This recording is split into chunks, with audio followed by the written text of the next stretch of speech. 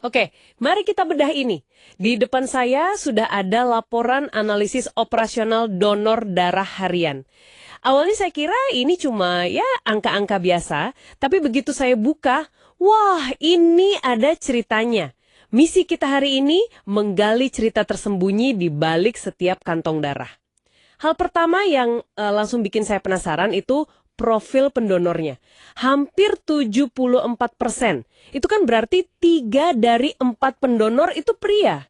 Dan yang aneh, waktu ambil darah di pendonor wanita, itu rata-rata 1,5 menit lebih lama.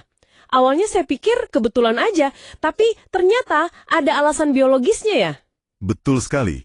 Justru di situ menariknya. Ini ada alasan fisiologisnya.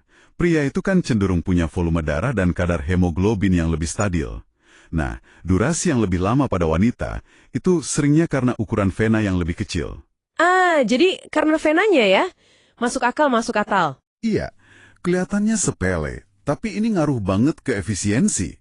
Coba deh bayangin, dalam antrian yang sama, waktu buat satu pendonor wanita itu bisa dipakai untuk melayani 1,2 pendonor pria. Jadi efeknya terasa kan? Oke, kalau gender ini soal efisiensi, data umurnya ini yang bikin saya agak, khawatir. Rata-rata pendonor usianya 43 tahun. Dan hampir nggak ada yang di bawah 25. Saya langsung mikir, ini kayak basis pelanggan setia yang sebentar lagi pensiun, tapi nggak ada generasi barunya. Apa interpretasi saya terlalu dramatis ya? Sama sekali enggak. Anda nangkep persis risiko strategis utamanya. Kita bisa sebut ini populasi pendonor yang menua. Coba pikir, dalam 5-10 tahun lagi, basis pendonor loyal ini bakal pensiun. Atau mungkin ditolak karena ya alasan medis. Tanpa ada regenerasi dari anak-anak muda, misalnya mahasiswa, unit ini bisa krisis stok darah. Serius, ini bom waktu. Waduh, oke. Selain siapa yang mendonor, laporan ini juga nunjukin gimana prosesnya berjalan. Dan di sini ada yang lebih timpang lagi. Saya sampai harus baca 2 kali loh bagian ini. Petugas P3 itu nanganin hampir 40% pendonor. Sendirian. Sementara P4 cuma 3 orang sehalian. Ini kan gila-gilaan timpangnya. Apa yang terjadi di sana? Dan ketimpangan ini punya dampak langsung. Ini bukan cuma soal capek, tapi soal kualitas dan keselamatan. Petugas P3 yang jelas kelelahan itu, dia yang catat waktu pengambilan darah paling lama. Dia juga yang menangani kasus donasi gagal selama 30 menit. 30 menit? Wah, darahnya berarti harus dibuang dong itu. Kemungkinan besar begitu. Sayang sekali. Tapi ada anomali yang lebih bikin khawatir. Kasus super cepat 2 menit oleh petugas P5. Tunggu, 2 menit. Itu mungkin nggak sih salah input data kali? Bisa jadi cuma salah input, dan kita harap begitu. Tapi ada kemungkinan lain yang lebih bahaya. Bisa jadi ini insiden medis. Misalnya tusukan arteri, itu bahaya sekali. Wah, itu mengerikan. Saya jadi mikir, kalau saya pendonornya, saya justru lebih khawatir kalau prosesnya selesai terlalu cepat daripada terlalu lama. Ini sih anomali yang harus diinvestigasi serius. Oke, jadi kita udah lihat masalah di sisi manusianya ya, baik pendonor maupun petugasnya. Sekarang, gimana dengan hasilnya? Inventaris bank darahnya sendiri. Stok golongan darah O cukup tinggi, hampir 40%, itu bagus kan buat darurat, tapi stok AB rendah banget, cuma 9%. Dan itu adalah sebuah kerentanan kritis malah. Walaupun golongan darah AB itu langka, plasmanya itu adalah plasma universal. Sangat dibutuhkan untuk kasus darurat kayak pendarahan hebat. Oh, jadi meskipun darahnya langka, plasmanya justru yang paling fleksibel ya? Tepat. Ini memunculkan pertanyaan strategis yang penting. Haruskah setiap kantong darah AB yang langka itu diprioritaskan? Diolah jadi produk plasma yang jauh lebih berharga?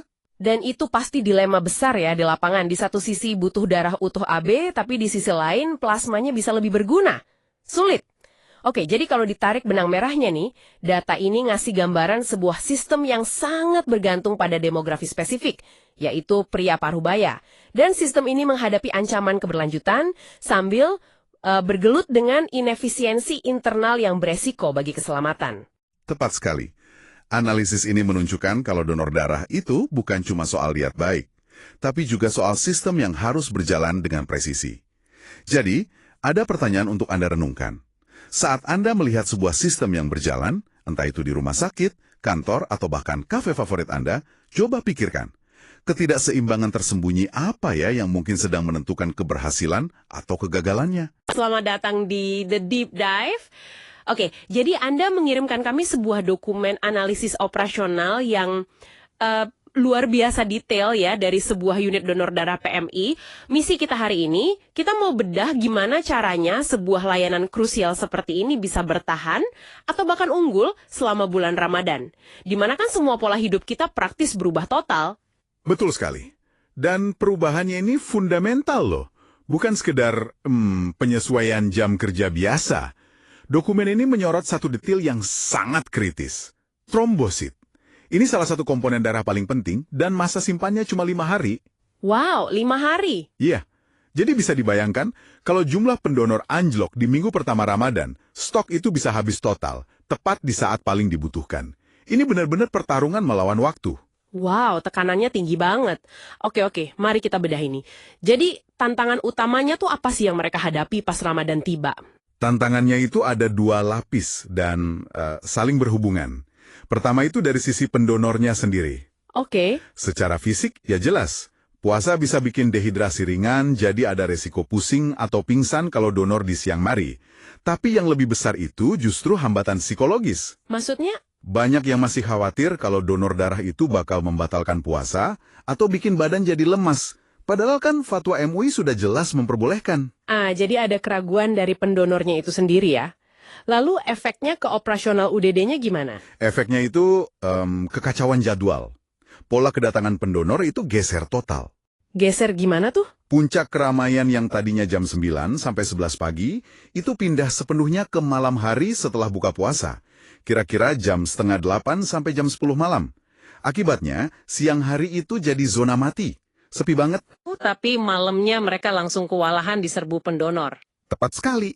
Ini kan intinya salah alokasi sumber daya. Petugasnya ada, pendonornya juga mau datang, tapi timingnya nggak ketemu. Siang hari kapasitasnya nganggur, malamnya malah kekurangan staf. Oke, jadi logistiknya benar-benar berantakan. Nah, saya lihat di dokumen ini mereka nggak cuma ibaratnya nambal masalah, tapi melakukan sesuatu yang jauh lebih radikal. Betul. Apa langkah pertama yang mereka usulkan? Langkah pertamanya itu yang paling logis. Restrukturisasi shift kerja. Mereka mengusulkan sistem yang namanya split shift. Split shift? Iya, artinya mayoritas petugas itu dialihkan ke shift sore malam. Mungkin dari jam 4 sore sampai 11 malam buat menangani lonjakan pendonor setelah berbuka.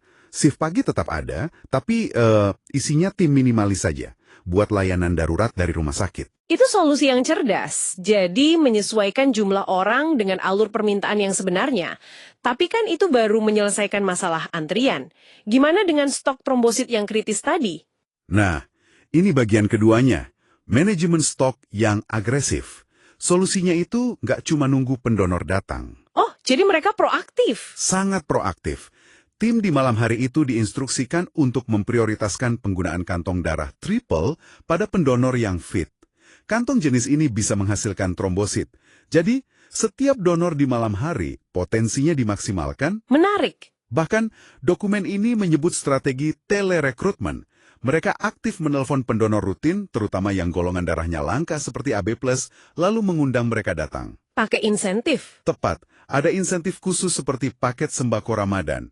Ini bukan cuma soal hadiahnya ya, tapi lebih ke membangun hubungan, membangun rasa kepemilikan. Itu satu hal, tapi gimana mereka memastikan donor tetap aman, terutama yang mungkin nekat datang siang hari pas puasa? Mereka menciptakan sesuatu yang namanya protokol trias vena Ramadan. Kedengarannya teknis sekali. Intinya sederhana kok. Pemeriksaan kondisi pendonor di siang hari itu dibuat jauh lebih ketat. Petugas bakal cek vena lebih teliti. Kalau ada sedikit saja keraguan, Mereka tolak. tidak langsung. Mereka akan sarankan penggunaan kantong double yang volumenya lebih kecil untuk meminimalkan resiko. Atau mereka dengan sopan menyarankan pendonor, terutama wanita dengan berat badan minimum, untuk kembali lagi setelah berbuka puasa. Jadi ini bukan cuma soal teknis ya, tapi soal komunikasi dan pelayanan juga. Persis, semuanya dibungkus dalam strategi yang mereka sebut layanan berkah. Mereka sediakan takjil dan makanan ringan gratis buat pendonor malam. Terus, mereka juga pasang materi edukasi soal fatwa MUI di ruang tunggu. Pendekatannya menyeluruh sekali. Tujuannya satu, membangun kepercayaan. Membuat pendonor merasa aman dihargai, dan jadi bagian dari misi kemanusiaan. Oke, jadi kalau kita simpulkan, apa artinya semua ini? Pada dasarnya, UDD ini harus berhenti beroperasi dengan cara bisnis seperti biasa, kan?